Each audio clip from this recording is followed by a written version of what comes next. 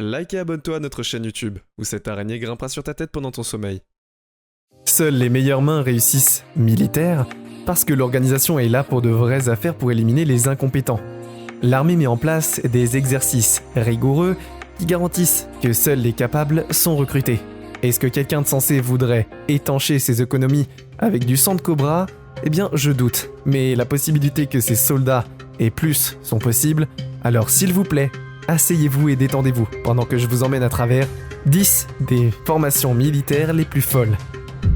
Numéro 10, la route du ciel.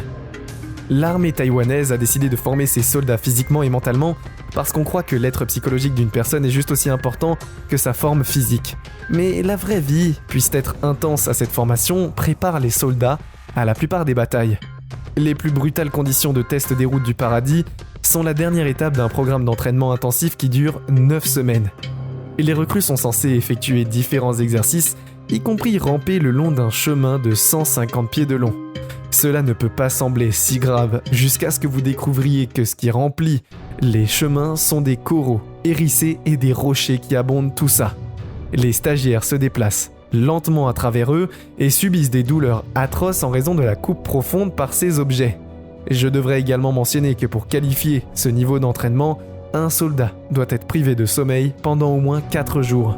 Les commandants croient que seuls les plus aptes et les plus forts sont sélectionnés et peuvent devenir avec succès des soldats complétants. Numéro 9, le Firewalk.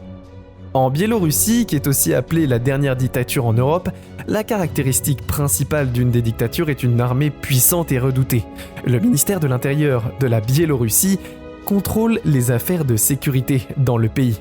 Et ces soldats ont été soumis à certaines des formations les plus bizarres, qui impliquent des obstacles dans des conditions défavorables et des tâches physiques que les militaires de l'unité spéciale avouent certains des gars les plus durs du monde.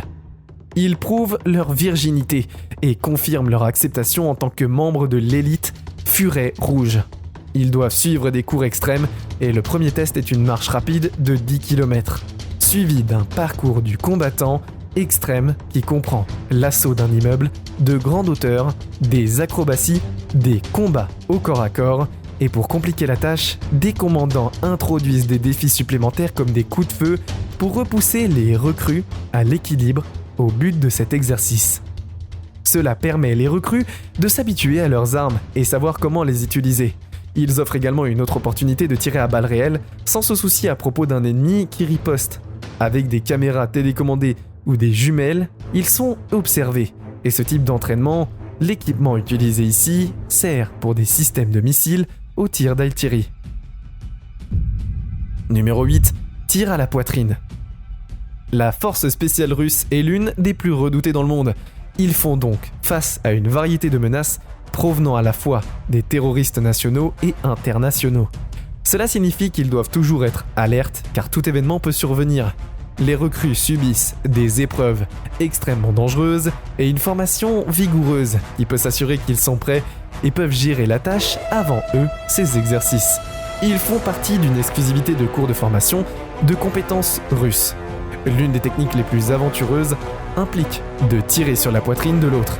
Le motif derrière cela est de préparer les hommes à être touchés par un ennemi sur le champ de bataille. Au cours de cet exercice, certains soldats se retrouvent blessés par le pistolet, tandis que le gilet pare-balles protège heureusement les autres. Quel que soit le résultat de cette formation, les stagiaires sont censés riposter le plus rapidement possible.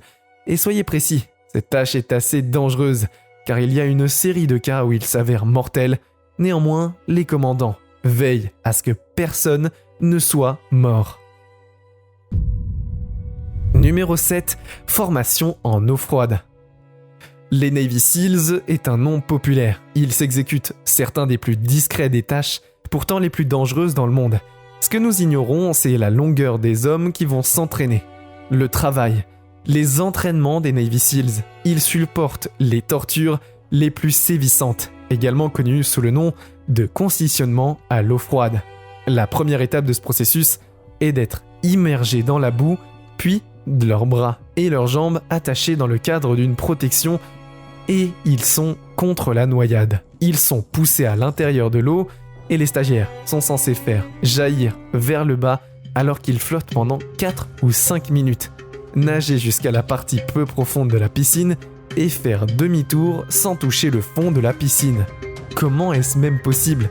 Il faut qu'un masque facial soit placé au bout d'un poteau et il doit être récupéré sur leur chemin pour le récupérer. Ils seront attaqués par un instructeur qu'ils doivent se battre pour éviter la noyade. N'oubliez pas que leurs membres sont toujours liés, c'est vraiment absurde. Numéro 6, la course debout. Les Marines royales britanniques organisent une formation de 132 avec 136 qui se transforment de 6000 en commando.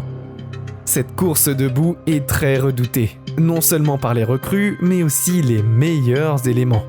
Ils la considèrent comme la partie la plus épuisante de cette formation, et les stagiaires sont obligés d'effectuer des exercices physiques extrêmes, dans une boue très épaisse, ce qui rend leur mouvement très difficile. Vous ne pouvez pas imaginer à quel point il serait bête de mentionner que cet exercice est impossible. Il demande à faire des centaines de pompes, en rampant sur les mains, penchés, à travers un rivage, et ce n'est pas un jeu d'enfant. Numéro 5, grenade chaude, patate chaude. Ce groupe de soldats tient leur vie dans leurs mains avant même d'atteindre le champ de bataille. La formation dans l'armée devrait être une des tâches les plus difficiles car elle nécessite un beaucoup petit de discipline. La précision et le courage sont aussi de maître, mais ils peuvent être convoqués en temps de guerre. Cependant, les soldats chinois ont donné une autre définition de ces qualités avec une formation qui peut les rendre un soldat endurci en jeu de vie de mort. Appelé patate chaude, il est joué et croyez-moi, nous ne parlons pas de pommes de terre, mais de grenades, à la main, à la goupille. Ce petit explosif est tiré et les hommes forment un cercle et passent l'un à l'autre un tel risque. Et ce jeu continue jusqu'à ce que la toute dernière seconde, lorsque la dernière personne avec la grenade la jette dans un trou et se court pour couvrir. Je ne peux m'empêcher de me demander ce qui se passe si, éventuellement, la personne oublie de jeter cette grenade dans le trou. Numéro 4, combat de neige à torse nu. Avant que le soldat ne s'épanouisse, il subit certains des exercices les plus fous de tous les temps. Il court, participe à des exercices physiques et font toutes sortes de choses pour rester en forme. S'acclimater à un nouvel environnement est aussi de mise. Imaginez aller torse nu dans un endroit glacial. Eh bien, ils le font. Aussi basse que moins 30 degrés, ces températures sont un vrai cas de survie, du plus fort où les hommes, les plus forts, sortent victorieux. Cet exercice enseigne l'endurance et les compétences pour se battre, même dans des conditions météorologiques extrêmes. Numéro 3, formation du Corps orageuse en Nord-Corée. On dit que la formation nord-coréenne Storm Corps est l'armée la plus folle d'exercices d'entraînement sur le globe. Cette force est très secrète et la formation sur leurs affaires sont généralement confidentielles. Le peu de connaissances recueillies sur cette armée était par un transfuge et selon lui, les soldats doivent frapper le tronc d'un arbre 5000 fois de suite. Après quoi, ils frappent une boîte érisquée jusqu'à leurs mains et ils sont remplis de sang. Cela ne devrait pas être légal et la folie ne s'arrête jamais. Numéro 2, cocktail de sang de cobra. À quel point cela semble fou, un exercice de 11 jours après Kogimbon est mené chaque année en Thaïlande. Il se compose de 13 000 personnes de 4 pays asiatiques, à savoir la Corée du Sud, le Japon, Singapour et l'Indonésie. Cette formation couvre l'assaut sur terre ou de l'eau de secours humanitaire, d'évacuation des alliés et de techniques pour survivre dans une jungle est faite. Comment tuer les cobras venimeux sans se faire mordre par eux, et après quoi ils encouragent à boire le sang de l'animal. Cela peut être impensable, mais le sang du cobra aurait des propriétés nutritionnelles composantes qui peuvent soutenir le soldat en cas d'urgence. Numéro 1, la semaine de l'enfer. La semaine de l'enfer est une autre chose pour la dernière semaine du saut de la marine philippine. La raison de ce nom est que les soldats sont restés réveillés pendant une semaine entière sans 1 heure de repos. Cela équivaut à 1 repos de rien. C'est un homme moyen et censé se reposer pendant au moins 6 heures par jour. Il est donc difficile de suivre cet entraînement car ils sont performants, exercices rigoureux et ils sont attendus à pratiquer le tir sur cible pendant plusieurs heures consécutives, pendant 6 mois, sans s'arrêter et nager sur 18 miles. Tout cela semble bien normal, mais attendez de découvrir qu'ils effectuent toutes ces actions en azoxique de l'alcool. Cela signifie qu'ils pourraient tirer sur un collègue au lieu de viser la cible. Pour des raisons évidentes, d'autant plus que ce compte tenu de la santé de Sylvie, il n'est pas idéal de prendre de l'alcool dans un corps déjà fatigué. Peut-être qu'ils sont construits différemment. La formation militaire est pratique et seuls ceux qui sont réussis avec ces exercices sont enrôlés. Encourageriez-vous quelqu'un à participer à l'une de ces activités ? Personnellement, je ne le ferai pas. C'est tout pour aujourd'hui. Nous espérons que vous avez apprécié cette vidéo autant que nous avons aimé la réaliser pour vous. N'oubliez pas d'aimer la vidéo, de commenter et surtout restez au courant de nos prochaines vidéos en vous abonnant et en cliquant sur la cloche de notification. Comme ça, vous ne pourrez rien louper du prochain contenu de la chaîne.